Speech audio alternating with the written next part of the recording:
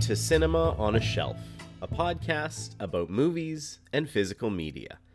My name is Matt, and thank you for spending some time with me instead of watching a movie. I promise I will try to make it worth your time. In this episode today, I wanted to take another crack at doing a label spotlight for a boutique is maybe the wrong word for what we're going to talk about today, but it might sort of fit the bill. But a physical media, DVD, Blu-ray, and now 4K label that is one that is near and dear to my heart and a lot of other film collectors' hearts. That is mostly because of the content they put out, and because this is a label that I am very familiar with, I did want to take more of an approach of the other label spotlight that I've done about the Criterion Collection in giving people a little bit of an introduction to this label and a little bit about kind of what they do and some of what to check out. They do have an incredibly vast catalog, as we will get to talk about. But today I wanted to talk about the Warner Archive Collection. This is a subsidiary of Warner Brothers, which is the, now large conglomerate film studio that encompasses a lot of other things within it as well. And it obviously is, from its namesake, Warner Brothers Pictures has been around for more than 100 years now, making all sorts of different films. They are woven into certainly the fabric of movies as we know it, most definitely with Hollywood and American-made movies. And they have been there through the ups and downs of the movie industry, even continuing into the future, which I will touch on a little bit maybe near the end of the episode. But the Warner Archive Collection is a sort of sub-label within Warner Brothers. We're going to talk a little bit about what exactly it is, how it got started, where it is right now, and the sort of releases that they're putting out these days. A lot of the information and some of the history about the Warner Archive Collection I've actually pulled from a really wonderful source online. It's a great long-running podcast by Tim Millard called The Extras, which frequently has another very, very well-respected guest in the industry of physical media and movie making named George Feltenstein, who has basically been working with Warner Archive Collection since the beginning and has been working in film distribution and home video and other aspects of the entertainment industry for a really long time now. They have a lot of wonderful podcasts. Anytime Warner Archive is putting out new stuff, they are talking about, announcements for the next month's slate and when these releases do come out. They also do take episodes of their podcast to talk about the restoration and the extras and some of the other kind of interesting things about bringing these releases to life. So big shout out to the Extras podcast and Tim Millard and George Feltenstein. They are a wealth of knowledge, and for someone like me that really enjoys classic films, it's a really great podcast to check out. So I definitely recommend, if the Warner Archive Collection is your thing, or if you enjoy some of what I'm going to talk about in today's episode, definitely also check out the Extras podcast. And I believe they also do put stuff up on YouTube as well. I know I've seen some of their announcement videos that are done in video form now. So check them out both on podcast and on YouTube. Boy, where to begin with the Warner Archive Collection? I guess probably the best place to start is where they started themselves, because Warner Brothers has been around, as I mentioned, for decades and decades, and quite literally more than a century at this point. The actual Warner Archive Collection within Warner Brothers was founded in 2009. And this was after a number of years of them sort of developing part of their home video division and DVD business that was pretty booming at that point in time. Warner Brothers has always put out a lot of movies on physical media, even dating back to the VHS days. They actually really tried to put a huge amount of their catalog out for people to view on VHS, and then when DVD came along, there was a certain amount of those that they would put forth in different DVD editions, and they a lot of things that they would do, like collections. I know I have a gangster film collection that is back from the early 2000s DVD days that Warner Brothers put together with some of the all-time great classic gangster films like The Public Enemy and Little Caesar and Angels with Dirty Faces and The Petrified Forest and The Roaring Twenties. It's a great set, and so many of those films have lived on. And Warner Brothers itself, because they have such a massive catalog of films, and we'll talk a little bit about how exactly they have such a massive catalog, because it goes far beyond just Warner Brothers films. But their catalog is so vast in the amount of films that they have as part of it, and they were never really able to put out everything on DVD, and I think not even necessarily everything on VHS, even though it was cheaper to produce at that point in time. So they all have always been a proponent of making a lot of classic films available for consumers and collectors to put into their collection and watch at home. And then again, we're never able to put everything out on DVD. And George Felsenstein talks about getting this idea together about what exactly the Warner Archive collection was going to be. And through some of his other previous ventures that he had worked with in doing some movie score and soundtrack archiving, and having these versions of CDs specifically that you could sort of buy online in limited quantities, in a capacity where it was a little more of a manufacturing on demand sort of situation. And because he had contacts at Warner Brothers at the time, they were trying to figure out a way to do this with DVD manufacturing on demand. And after a few years of sort of figuring it out, they found a way that they were going to be able to do that. So it was founded and started taking orders in 2009 on their website, with 150 films available in the initial month. So I've mentioned manufacturing on demand. This is a model that is a little bit unique in the home video format, or at least it was in 2009. It was something that was copied a little bit afterwards, which I can sort of briefly mention a little bit. But the manufacture on demand model was a little bit different than what you would have seen in a store at the time. So if I was to walk into my local Best Buy at the time and try and look up an old movie, let's say, I don't know, The Maltese Falcon, let's say, the Humphrey Bogart classic. If I was looking for a copy of that film, I could pretty much find it most places at that point in time. And it looked very much like a lot of other releases would have, a very official printed off artwork. Usually, I think my old DVD copy of The Maltese Falcon had an old poster artwork as the front cover. And, they would have a few special features and some commentaries, a documentary, that sort of thing that you would include on a lot of DVDs at that point in time. And it would be more of what is in the industry called a pressed DVD. So this is a DVD that is done in a little bit of a different way than you would have if you were burning it at home, or if you think of burning a CD. Again, I'm very old.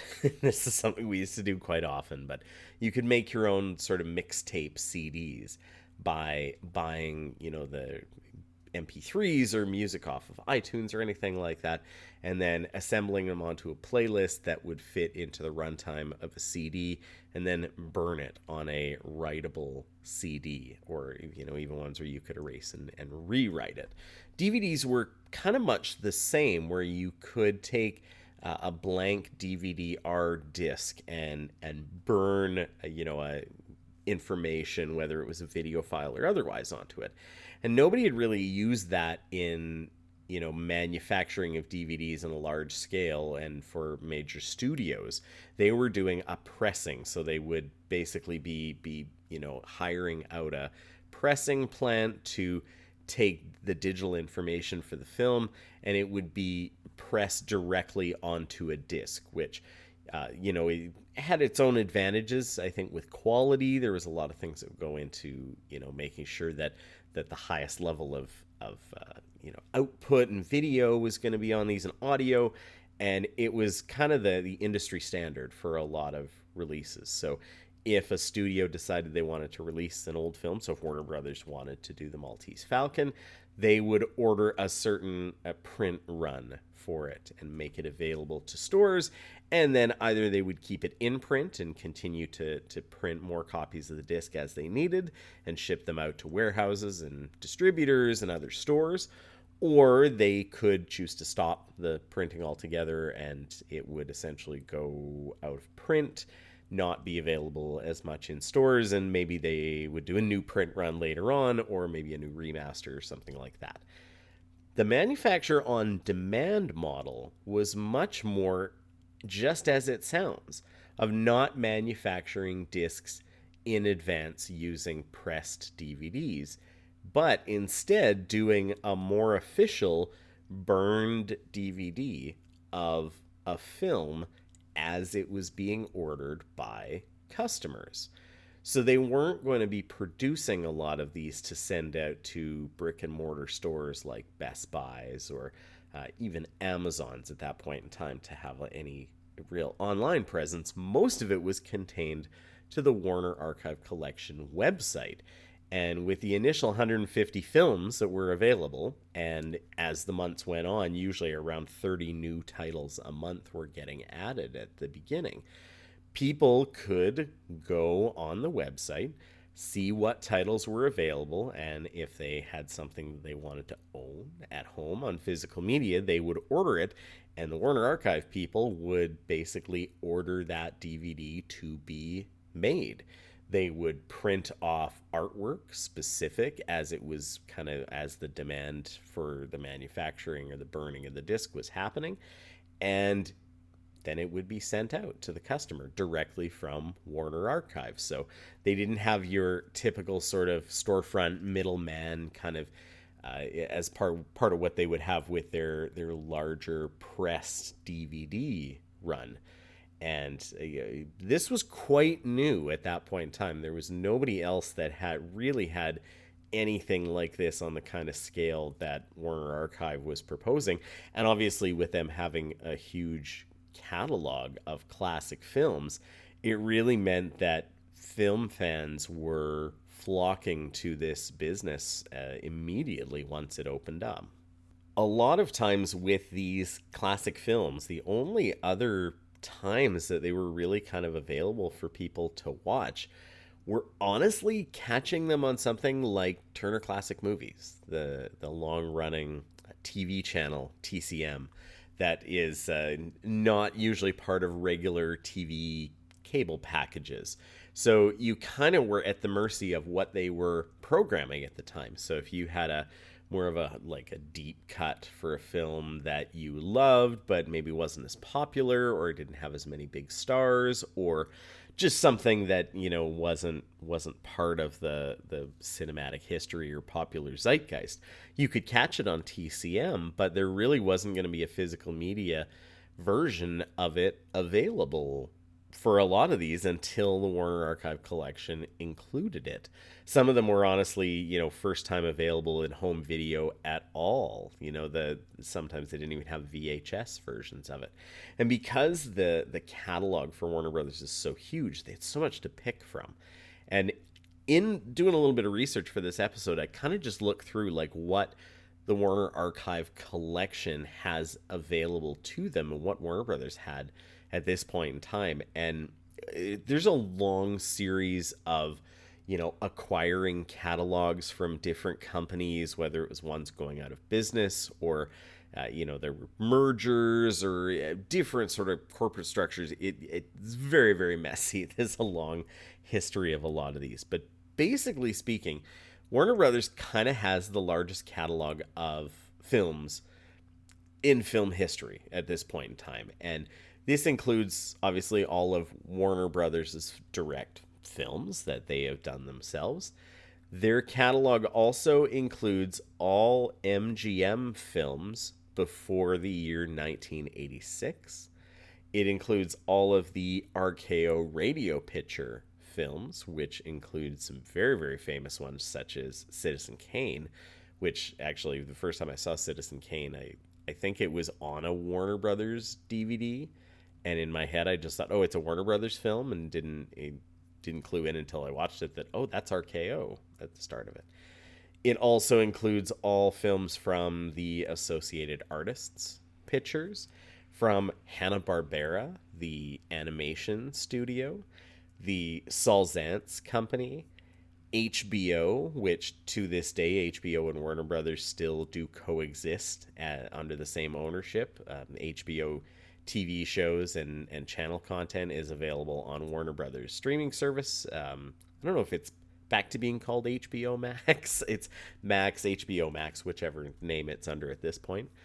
In their catalog is also the films from Lorimar Productions, films from Allied Artists after the year 1946, also films from Monogram Pictures after 1946, which Monogram was a lower level sort of, I don't know if they were quite Poverty Row in classic Hollywood times, but their catalog was subsumed by Warner Brothers, at least their post 1946 catalog. And then a few of the newer studio catalogs that they do also have is New Line Cinema, everything that was produced from them after the year 1984, as well as Castle Rock Entertainment, everything they did after 1994 is now part of the Warner Archive collection. Something in the neighborhood of, and the Extras podcast talks a little bit about it at some point. I know I heard the number 3,500 films. I think it's probably more than that at this point in time, because that information would have come out several years ago now, and they have been adding new films and new additions to this. It's a huge amount of movies, and there is so much that they are able to produce with this manufacturing on demand model that collectors absolutely loved this service. And it's something that I didn't actually order anything from until quite a bit further down the road. But, I did have TCM. I still do subscribe and have TCM as part of what I have on TV. TCM itself is actually also owned by Warner Brothers, the Warner Brothers Discovery conglomerate. TCM's part of that. And, having the Warner Archive collection has meant that, they're able to show these films on TCM in as high a quality as they could possibly be. And, the Warner Archive collection kind of became, as George Feltenstein said himself, the little boutique company that Warner Brothers owns. So a lot of other boutique labels that I've talked about so far, and a lot of other ones that exist, don't have a direct tie or any sort of direct ownership stake from any big studios, but they do have licensing agreements. So Criterion, Arrow Video, Kino Lorber, a lot of these other ones, they kind of exist on their own as a physical media production company, and they will, acquire licenses to produce editions for different films from different studios. Now, Warner Brothers themselves do actually do this at different times. They have licensed their films out to some of these other boutique labels. I know they've put several films out to the Criterion Collection, who have done, some really great classic Hollywood stuff from the Warner Brothers archive. Most recently, one that haven't picked up the newest edition yet, but they did do a 4K disc of the great James Cagney gangster film, The Roaring Twenties, which is a favorite of mine. I do love James Cagney a lot. So they have worked with these sorts of relationships in the past and continue to do so, even as they operate their own Warner Brothers branded stuff, because they do also do that. They have done 4Ks for a lot of Stanley Kubrick's films that they have had the rights to forever and have worked with Kubrick for a long time while he was alive. They, have also done the Warner Archive stuff, and it's their little boutique company within Warner Brothers. So it's quite unique in that way. And after they created this business model in 2009, there were actually several other studios that did have some other series that were copying this manufacture on demand model once they saw that it was successful. Universal had the Universal Vault section. Fox had, I believe it was called Fox Cinema Classics. There were quite a few other ones with some other of the major sort of Hollywood studios that they attempted and did put stuff out with, and they did not stick around. In fact, the Warner Archive Collection is the only one of them that really is still going at this point in time. But they, I think that probably has a lot to do with the fact that Warner's catalog is just so vast and there's so much for people to discover in it. And they have also evolved over time, which we'll talk about a little bit later on in the episode. So with this original launch and the titles that were available, basically all of the initial 150 had never been available on DVD. There were a few restraints that they did have because of the DVD-R, the burn DVD model that they were using. In 2009, they were putting out these editions on what was called a single layer DVD, or a DVD-5 model, which meant that there was approximately 2 hours of runtime that they could fit onto the discs. So these on-demand printed or on-demand burn discs would basically not be able to happen for a film that was longer than 2 hours. And it's also why a lot of these editions with the early Warner Archive DVDs don't really have any extra features with them. Some of them may have had a commentary here and there, but for the most part, the runtime with video had to be under 2 hours. So there really wasn't a lot of room to include, any extra shorts or documentaries or anything like that. So they were very much kind of bare bones editions. Until a little bit later on, they would eventually start to produce the Warner Archive DVDs on double-sided DVD 9s as well, which, they then could include even more films that were longer than 2 hours in runtime and also have the extra content with some of them. So they did evolve over time with that, but the initial offerings all kind of were that under 2 hour mark.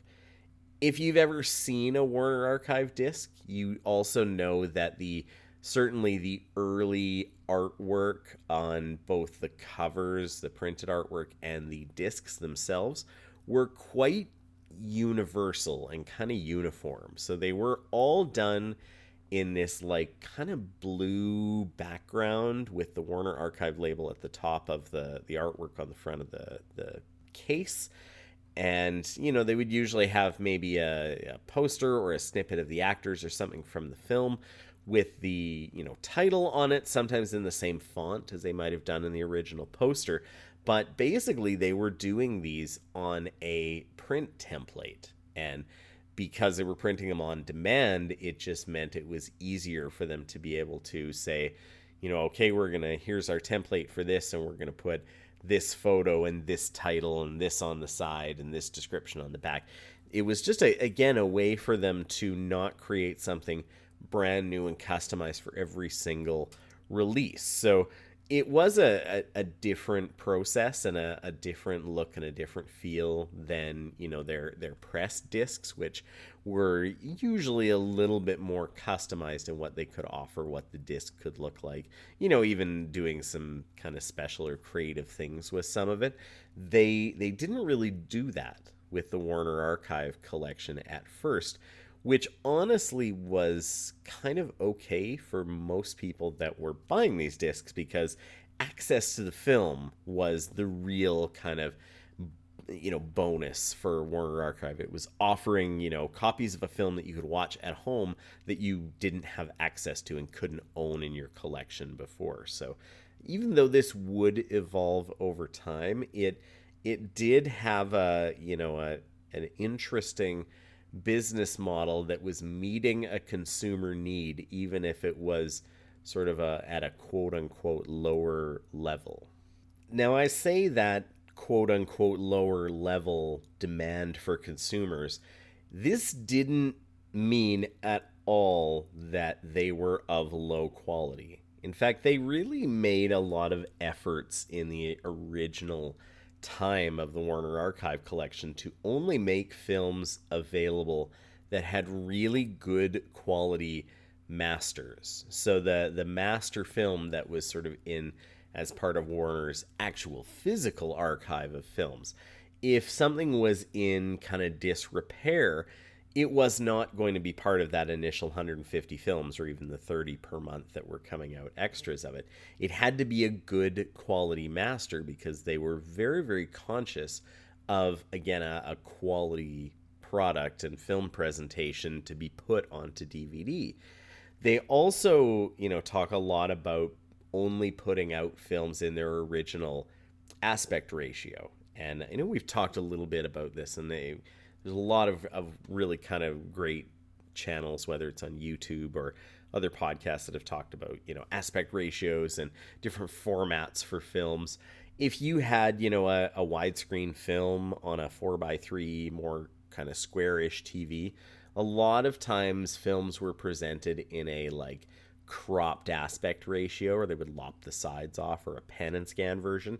Warner Archive was not going to release any of those compromised aspect ratio versions of any of these films. They really wanted to make sure that, again, they were producing something that was true to the original film, which honestly, for the most part, with most of these films, would have been a little more of a 4:3 aspect, maybe a little bit of stuff in widescreen, but anything that was the original aspect ratio, they made sure to preserve that.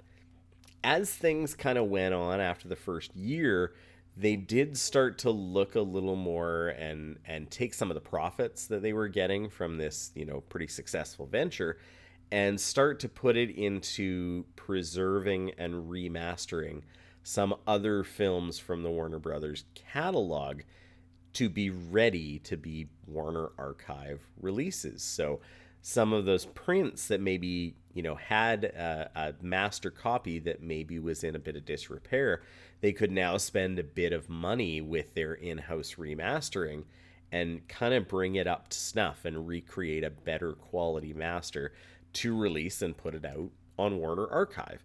And this is it's not necessarily the first that you would hear about film preservation and remastering, but Warner Archive has very, very consistently done this. And I've seen a lot of Warner Archive releases on all three formats, DVD, Blu-ray, and 4K.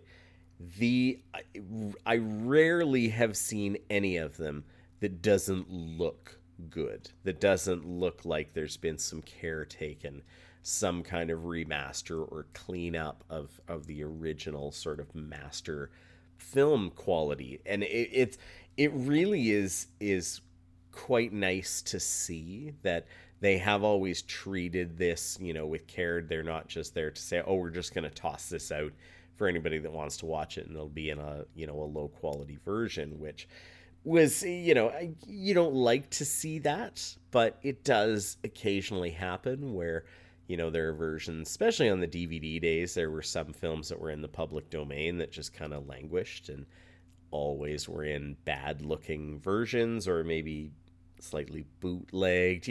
They really wanted to make sure that everything they were putting out was of really high quality, and that continues to the releases that they do in this day. So because they had this whole, business model of the manufacturing on demand, producing, high quality physical media editions of a lot of these films that were never really released, and, doing it in a way where they didn't have to take a gamble on printing a large amount of copies in bulk and keeping them in a warehouse where they would have to worry about the demand. Is this film we just put out selling in stores? Are they asking for more copies? Do we have to print more, or are we stuck with all of these extra films? They didn't have to take that financial chance, of not only not selling out or having them be returned by different sellers and retailers. It kind of made for a process that became very self-sufficient for Warner Archive, and it allowed them to sort of operate, even though they have a huge catalog, with what sounds like a pretty small team. Anything that I was able to find as far as research or even hear about as far as information goes is that Warner Archive Collection is not a huge amount of people working for it. They seem to run a pretty tight ship with a pretty small amount of people, especially compared to what you would see at a place like Criterion, where they're working with a lot of different films across the world, different distributors, different actors, different this. Because they're working within the Warner Brothers umbrella, they could kind of keep things small, and it's why someone like George Feltenstein has always kind of been involved with them and been really hands-on with it, because it's kind of a small team. It's a very unique situation that they found themselves in. It also has kind of meant that they, can do the kind of business that they were doing, know what they were doing really well, and then find ways to expand it at different times. So, I mentioned about upgrading from the single layer DVDs to the double layer DVDs to be able to incorporate more information. Because they started to do that, that also meant that they could, expand their releases to things like made for TV movies and miniseries and animated programming, so that would, they could put a bunch of episodes of something animated that was maybe only running for one season. They might be able to fit all of it on one DVD disc. So they did start to do a lot more, TV series collections, a lot more animated show collections, which they actually still are doing to this day. Some serials collections. I know I've seen several different of the Warner Archive serials collection for Warner, like old Warner Brothers, like Western serials, not Roy Rogers, but in that type of way, where it was like something that would run a short film before a feature-length film in the theaters. There was a lot of these that were produced, whether it was Westerns or sci-fi, stories, a lot of different things that were out there. So they were able to collect a lot of these together as, this small team said, well, now we can do these DVD 9s and the double layers to have more content. So they have been able to sort of slowly expand their scope. And as I mentioned, in the heyday of the Warner Archive, and I think probably even now, they do, have like between 3,000 and 4,000 titles available, which is pretty wild. And certainly, there's no other boutique label or physical media label that has that kind of a catalog available to be able to put out. So it's been quite unique in that, they've been able to expand it out to an absolute huge amount of films that are available. Because they were able to be so successful with their DVD releases for the first, 2, 3, 4 years of them producing them, they did eventually expand to start releasing Blu-ray releases under the Warner Archive Collection. And this started in 2012. So this is something where obviously Blu-ray, having the even more advanced high definition picture quality, it meant that, the mastering and the remastering work that they were doing could really kind of showcase the real high quality that Blu-ray had available to them. There were some times where actually some of the remastering that they'd done for DVD did have to be done again for Blu-ray, which is not uncommon, to be honest with you. The fidelity on Blu-ray does really increase the ability to remaster something, to refine it and make it look even better. If you were to take, something that is mastered for DVD and put it directly on Blu-ray, it would not look as good. It wouldn't really utilize the capabilities of that. So sometimes, this extra remaster for quality, or maybe additional like cleanup for things that would show up on HD that you might have been able to get away with on DVD. So they did put some time into that, certainly, and because they were profitable going with the early years, they were able to do that. Blu-ray discs, when they started doing this, they did actually go more to press discs with those ones, but for a long time they also were still doing the manufacture on demand model with some of that, even though that would eventually change. But with the first Blu-ray titles that they were doing, they were still kind of pressed on demand discs. And I think the first two titles that were available, because they really kind of, slow rolled the Blu-rays out. So it was at a point where they were just announcing new films that were coming out. The first two titles that were available on Blu-ray were not necessarily notable Warner Brothers titles, certainly not with kind of prestige that some of their other films, a lot of their other films may have. But the two films were Gypsy and Death Trap. Both films I have not seen, and actually in doing research for this episode, may now be maybe interested to track them down just to see, what the early Warner Archive Blu-rays were like.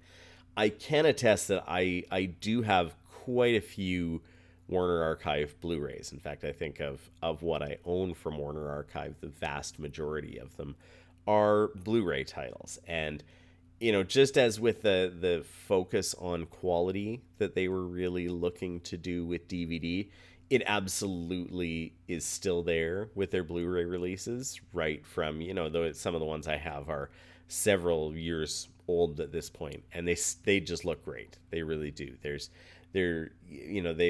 Because they really have been looking at the quality of the masters and remastering them to put out, it does seem like they, are able to do this about as well as anybody, especially in terms of older films. Sometimes older films and older film stocks can be a little bit difficult to work with, and sometimes you sort of have what you have in terms of the actual materials that are available to be remastered. It's, if you have a damage to a master film reel, you may not find a better version of that, so your hope is to do a remaster of things. So I have a good deal of these Warner Archive Blu-rays, and really I've never watched one and thought that it didn't look nice and didn't look good and didn't look like it had some really quality upgrading to it. And this now is mostly, when you hear people talk about Warner Archive, the Blu-ray releases are sort of primarily what you see the most out of. So there isn't actually any further customer orders that you can do for Warner Archive DVDs. They did used to have a full, website where you could order absolutely anything. It doesn't quite exist like it used to, and I'm not 100% sure exactly how the manufacturer on demand part of it works for them now. I have ordered, some Warner Archive DVDs for films that just haven't been made available on Blu-ray yet, and kind of aren't really available anywhere else. The one I'm thinking of in particular is a British film that Warner Brothers has the rights to produce, or at least did, is called The Loneliness of the Long Distance Runner, which is an absolutely wonderful film starring a very young Tom Courtenay. It's a great film. It's actually one that if anybody were to do an updated 4K disc of it, I would be incredibly interested to check it out, because the film is excellent. It's sort of a very kitchen sink drama, realistic drama in a certain tradition of British films from the 60s, and it's very interesting, kind of that like angry young man character that a lot of other films like that were sort of going for. And that's the last new Warner Archive DVD that I bought for my own collection, and it does look very, very good.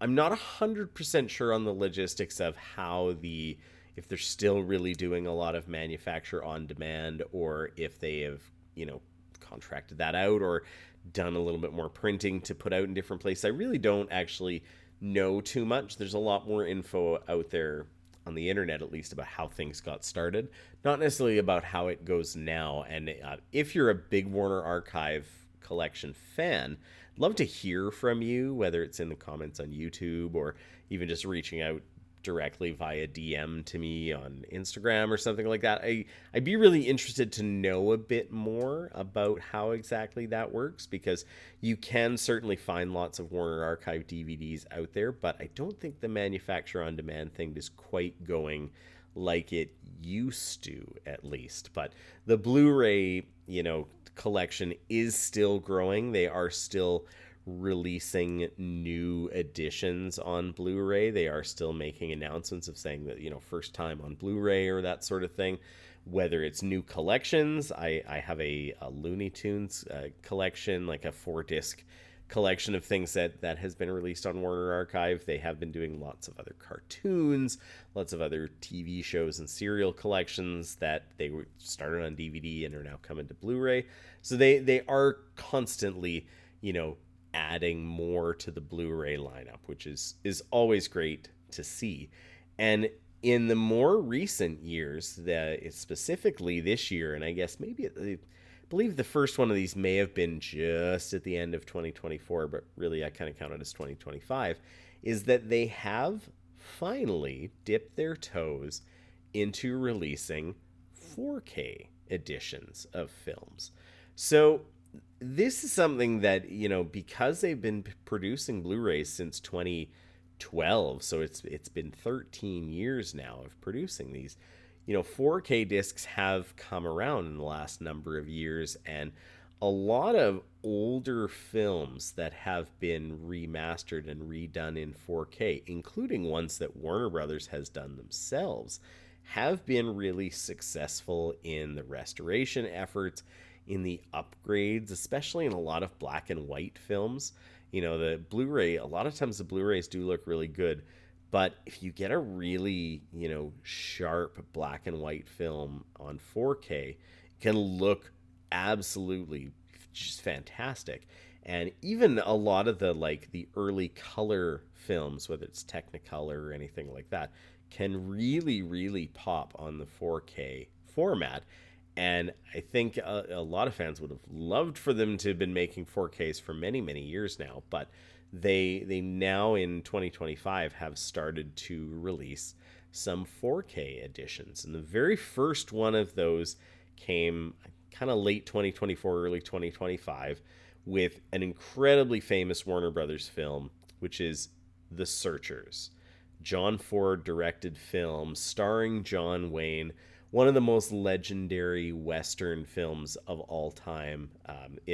It's one that, if you haven't seen it and you're a classic film fan, you probably should rectify that immediately, because it really is a great exploration of a character that's really, really not a nice person, really quite racist and bigoted in a lot of ways, and you don't necessarily sympathize with them at all, but you are there with them through this journey, and you're forced to confront some things about what they're doing and attitudes that they have and the things that are going on around them. It's a great film. You don't necessarily need me to tell you that The Searchers is a great film. What I can say is that the 4K release, and I guess specifically I can talk about the first two releases that Warner Archive has done on 4K, which is The Searchers and High Society, which is a very, very different film. It is the musical version adaptation of another classic Warner Brothers film, The Philadelphia Story. But this is starring Grace Kelly, Frank Sinatra, and Bing Crosby, as well as Louis Armstrong thrown in there for good measure. And very, very different film, obviously being more of a musical comedy. But both of them were shot originally in VistaVision, which is a film stock style brand that was utilized a lot in the 50s and kind of into the early 60s, and kind of was almost abandoned for many, many, many years, and has found a bit of a resurgence recently with a few recent films. The one that kind of really made its name being a VistaVision film was a big Oscar film last year, The Brutalist by Brady Corbet.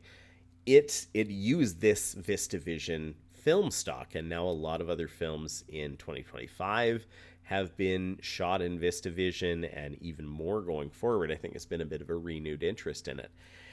And let me tell you what, I have the 4K releases for both The Searchers and High Society. They're both films that I love, and I had them on DVD, so I wanted to upgrade them with these Warner Archive releases.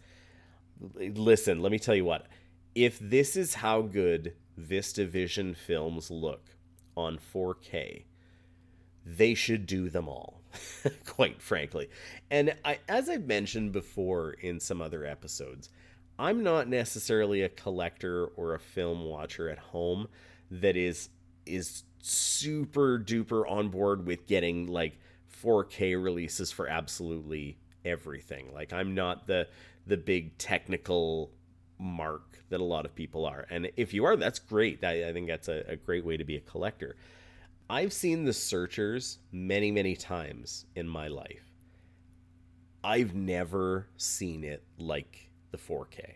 It looks absolutely astonishing. Probably has a lot of things to do with, obviously the color film stock, the VistaVision. Where it's shot, it takes place and is shot in Monument Valley, kind of that area where a lot of westerns were shot in Utah and Arizona, that have those big backdrops of the rock outcroppings and if you've seen any of those kind of westerns, I think you probably know what I mean by that. But it's really breathtaking. I have to say, and it's probably one of the few 4K releases that I can honestly say it makes it a complete night and day difference. And people that are 4K reviewers, I know, kind of lost their mind when The Searchers came out at just how amazing it looked and how great it sounded, all of the technical things for it. It really was a high watermark for the 4K format, and it's probably the best looking 4K that I have seen in my collection so far. And High Society also looks really, really great. They've released a couple of more 4Ks in the meantime since then. They've released I know Get Carter, I think, was the third 4K that they'd released. There's also a Hammer horror film, and I'm not 100% sure which one it is. That one is a little bit more recent and nearest kind of the back half of 2025. And I know they have plans to do even more of them, but I can honestly give the highest recommendation to what they've done on 4K so far. So now that I've gushed a little bit about Warner Archive Blu-rays and 4Ks and DVDs, what should you check out if you're looking to get into Warner Archive collection physical media? Well, this is a difficult one to get into, and mostly because the catalog is just so big. As I mentioned, if you're looking between 3,000 and 4,000 films, there is so much. And if you're a film historian, you know just how many films were made in the classic Hollywood period. They were just absolutely churning films out. It really was a machine a lot of the times. And because they not only have the Warner Brothers catalog, but also, MGM, RKO, Monogram, all these other older film studios that were also really churning pictures out, the catalog is just so vast. And it doesn't necessarily encompass like one era or anything. It's decade after decade after decade, genre after genre after genre. And, there's so much to check out. And I think, honestly, the best starting point for it is if you are someone that's into classic Hollywood films, older films, black and white films, the kind of stuff you would see on TCM. If you're into that and are interested in owning physical media versions of it, Warner Archive is going to be something that you're going to find a lot to love. And you can pretty much just start even by going as obscure as you want and discovering, like, was this owned by there?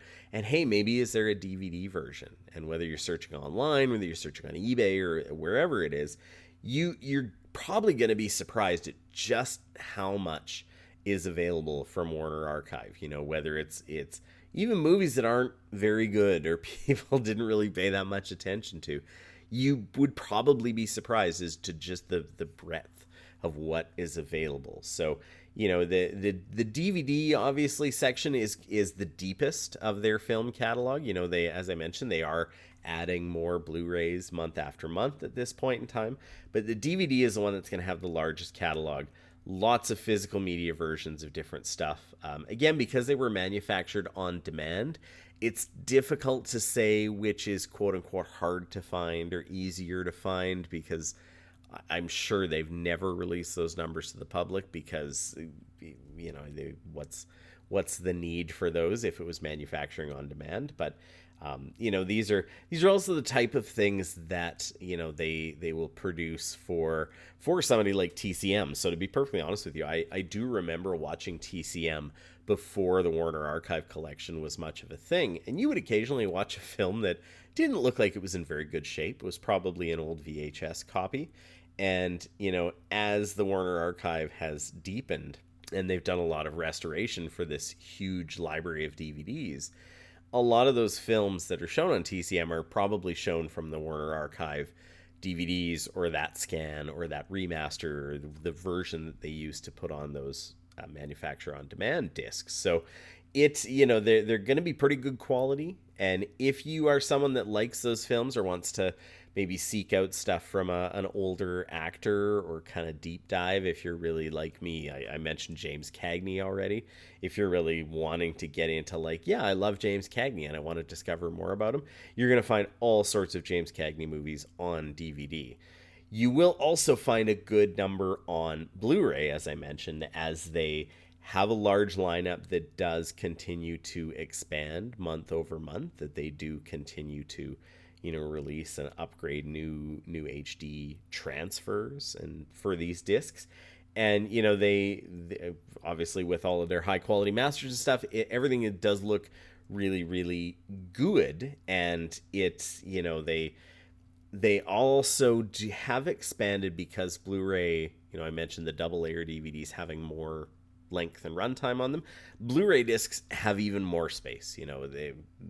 They were able to include a lot more information onto a Blu-ray disc, and it also meant that they could put more information, more gigabytes worth of high quality video on there. Because of that, the part of what Warner has done, and I mentioned they have also done a line of DVDs that's just Warner Brothers branded DVDs, not Warner Archive. They did the same thing, obviously, with Blu-ray and 4K. They just have Warner Brothers stuff even for classic films. But there are a number of classic films that originally got just Warner Brothers branding on DVD that have been sort of subsumed by the Warner Archive collection on Blu-ray. And I have a number of these that I've upgraded from DVD onto Blu-ray, whether it's through various sales or just finding them for a good deal, or just having films that I really like that I wanted to have on a higher quality.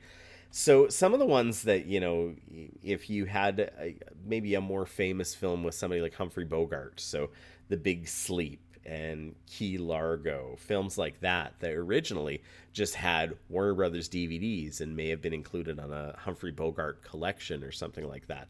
They're now available on Blu-ray through the Warner Archive collection. And a lot of times they've also ported over any of the special features. A lot of times on those regular branded Warner Brothers discs, they would have the film and usually like a newsreel and a short cartoon. So they were almost trying to curate like an old classic Hollywood night at the movies with a short and a newsreel and the movie. And then occasionally they may also have commentary or a documentary that goes with it. If they had that on one of those DVDs, the Warner Archive Blu-ray versions pretty much almost all the time are porting all of those onto those discs. So you aren't losing any of the supplemental materials that may have been a little more restricted on some of the Warner Archive DVD releases. So it has again expanded out a little bit to be almost a branding of having a lot of classic Hollywood stuff that maybe isn't your most recognizable, your Maltese Falcons, your Casablancas. Those are available on Blu-ray and 4K just under the Warner Brothers branding without the Warner Archive to them because they're incredibly famous. But if you're just that next step down of ones, like I said, The Big Sleep, Key Largo, I have a couple of great Marx Brothers comedies, A Day at the Races and Night at the Opera. Some like The Shop Around the Corner. It's December, we're in Christmas season, and The Shop Around the Corner is one that I've watched a lot on my own, and with my wife, I introduced it to her. We now have the Blu-ray of it that we can watch. Even ones, like musicals that were quite popular, like Seven Brides for Seven Brothers, or other, thriller or horror films like Wait Until Dark from Terrence Young, a film that I really, really love. Those are all now available on the Warner Archive Blu-ray that used to be on just regular Warner Brothers DVDs. So if you're looking at like upgrading with some of those things, sometimes in those upgrades they lose some of the special features, and for the most part anything that I've upgraded in my own personal collection, there hasn't been anything lost from one edition to another. So the Blu-ray collections are good for that, and they are, because they're continuing to grow, continue to expand.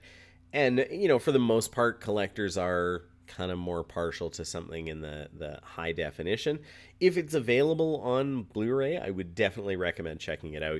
As I mentioned, the Warner Archive stuff, high quality picture, high quality, packaging, everything like that. It all looks really good. And even though it may not be a stacked edition like you might get from a Criterion or an Arrow or an Indicator or somebody like that, they do a really good job of presenting these classic films in a way that is great for modern viewing.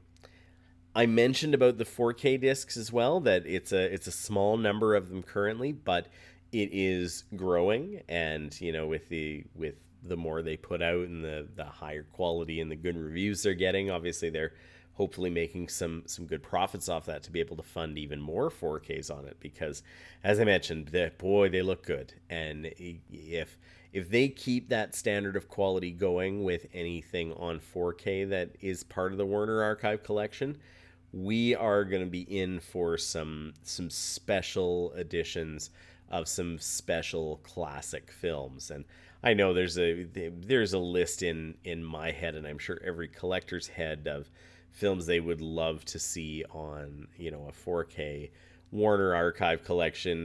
One that I thought of in doing my research for this is a absolutely excellent kind of psychedelic crime film from director John Boorman called Point Blank, which stars Lee Marvin. That was a discovery for me in 2025. I watched it for the first time and was absolutely blown away by the film. I think it would look absolutely phenomenal as a Warner Archive collection 4K. I don't know if it's in the plans. I don't know if I'm sure I don't have any pull in the universe of that sort of thing, but just want to put that out there if they're looking to expand, because it is a Warner Brothers film, and the Blu-ray that was available for it is just a Warner Brothers branded Blu-ray. So who knows? Maybe it's coming up. Maybe if I wish hard enough, or maybe write a well-pointed email to something like that. Does that actually work? I'm not sure, but maybe just putting it out there on this podcast will help. But Point Blank's a great film, regardless of what it is. But the 4Ks they have put out, I'm really excited to check more of them out, because The two that I have in my collection currently, as I mentioned, are pretty mind blowing. And whether it's VistaVision or not, I think they're off to a very, very good start. And they've long been an industry standard for classic films, and I think it's probably going to continue based on what's there. Now, the future of Warner Archive does seem to be, continuing to be doing the kind of business that they're doing really, really well. However, and this is again a little bit timely, and I guess full disclosure, I'm recording this episode in early December of 2025. And Warner Brothers is currently in the news at this point in time for reasons that I think a lot of collectors and film fans are kind of somewhere in the mildly concerned to very concerned about. And it's the Warner Brothers Discovery conglomerate that owns Warner Brothers Films, that owns Warner Archive, that owns TCM, that owns all of these, other things.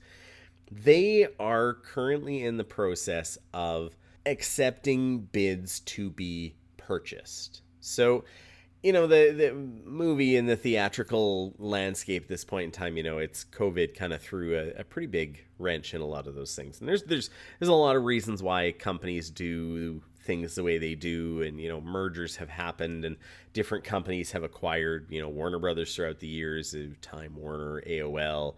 There's all sorts of names that it's been known by, and this is the most current one. But in a year where the Warner Brothers has two of the biggest Oscar movies of the year, and certainly one really, really big box office draw, and another one that has made a huge amount of money as well in One Battle After Another and Sinners, they, being basically kind of put up for sale or accepting bids to be purchased is sort of interesting and potentially, I don't know if alarming is the right word just yet, but for someone like me that is a physical media collector that loves old movies, that really enjoys, not only watching movies in theater, but also watching them at home as I can, and owning physical copies of them.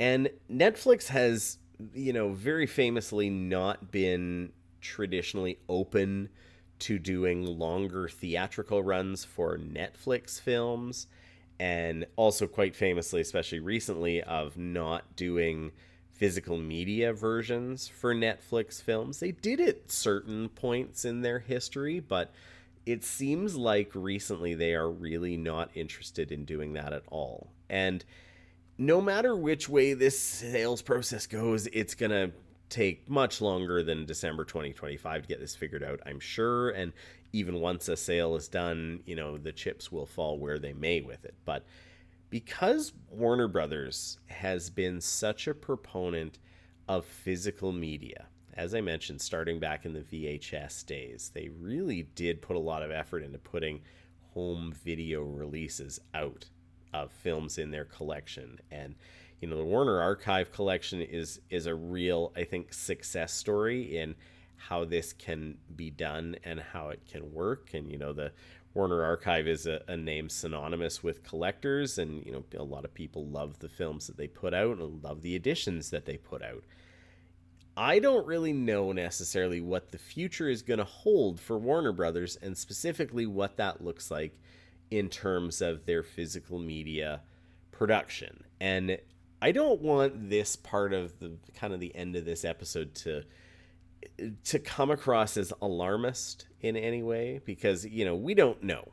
We really don't know how a lot of this is going to go. But part of the reason I wanted to do this episode at this point in time is because I really do love the Warner Archive collection, and it would be a real shame to see it go away because of larger scale corporate mergers and corporate business and restructuring. And these sorts of things can kind of wreak havoc on any kind of company, let alone an entertainment company. And, so many people do love what Warner Archive Collection is doing, and the commitment they have to physical media and to collectors. And, I guess a part of what I want to do is maybe just mark some time with this and see where it goes, and bring the positives to light about the Warner Archive collection, so that if it's something that's new to you that, might be interesting to check out at this point in time, when they are doing a regular release schedule, when they are releasing some of the best looking 4K discs out there, when they do still have such a deep catalog that you can find on DVD, whether it's online or on a secondary online market or wherever. It's something that, I think sometimes you take for granted as a film nerd or as a collector. And, sometimes when if a film goes out of print and the rights change hands or get bought away into something else and they don't get released, you kind of are left in the lurch a bit to go, well, now I want this, but maybe it's more expensive on the secondary market, or maybe you just can't find it. There are a lot of films that actually really haven't received good editions even on DVD. There's so many examples out there, and you really don't want to see something like a Warner Archive catalog go into that sort of out of print state. So really don't know what the future is going to hold for this. I do know in the immediate future that Warner Archive continues to announce new films, continues to release some of the best quality classic Hollywood films on physical media. They also do, release stuff that I believe for the most part is region free. I know I've frequently watched Elliot Cohen on his YouTube channel talk about Warner Archive releases, and with him being in the UK, he does highlight them because you can get a lot of them to work in different region players. I believe, and I don't have a different region player here at home, so I have no way to test this, and anybody feel free to send me a comment about this. But I do think that a lot of their Blu-rays do tend to work region free. And again, if I'm wrong on that, please let me know. But it is something that is available to a wide variety of people. And, they have evolved over time, as you've said, or as I've shown, talking about different Blu-ray, going from single layer to double layer DVDs, going up to 4Ks. They, I'm sure, will evolve as things go on with Warner Brothers. But I think it's a really good time to celebrate the Warner Archive collection. If you're a classic movie fan, they are as good as it gets as far as producing some great quality physical media for some of the most legendary films of all time. I mean, I'm sure if you've watched any old movie, you have certainly watched an old Warner Brothers movie, or anything that they seem to have in their vast catalog. And if this is your thing, I encourage you to check them out. You're not going to be disappointed with any of the quality that you get from it. And I would love to hear about what some of your favorite Warner Archive collection releases are. New, old, DVD, Blu-ray, 4K. I would love to hear from all of you as to some of your favorites. There's a lot of different ways that you can do that. I do, as I mentioned, put these episodes out on YouTube as audiograms, so feel free to comment on the YouTube link. I also am on Instagram at Cinema on a Shelf. You can search for me there and send me a DM. I would love to hear about some of the things that you're loving from Warner Archive. I'm starting to play around maybe with getting together maybe something else Cinema on a Shelf related. I don't know if it's a Substack or another blog of some kind, but I do also do another podcast about movies with my wife called I Can't Believe You Haven't Seen, which is a podcast where we go back and forth watching movies that one or the other of us hasn't seen and then talking about them afterwards. So if that sounds like something you might be interested to, and aren't sick of hearing me talking about just physical media, check out the I Can't Believe You Haven't Seen podcast with my wife Jess and I as well. Thank you very much for listening to this episode about the Warner Archive collection.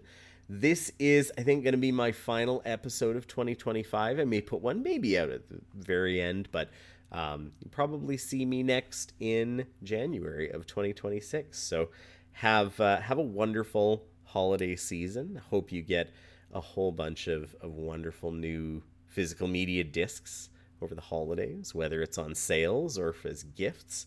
and you can add them to your collection and take some time to watch them too. I know I'm going to do the same thing. So take care, everyone. We'll see you in 2026.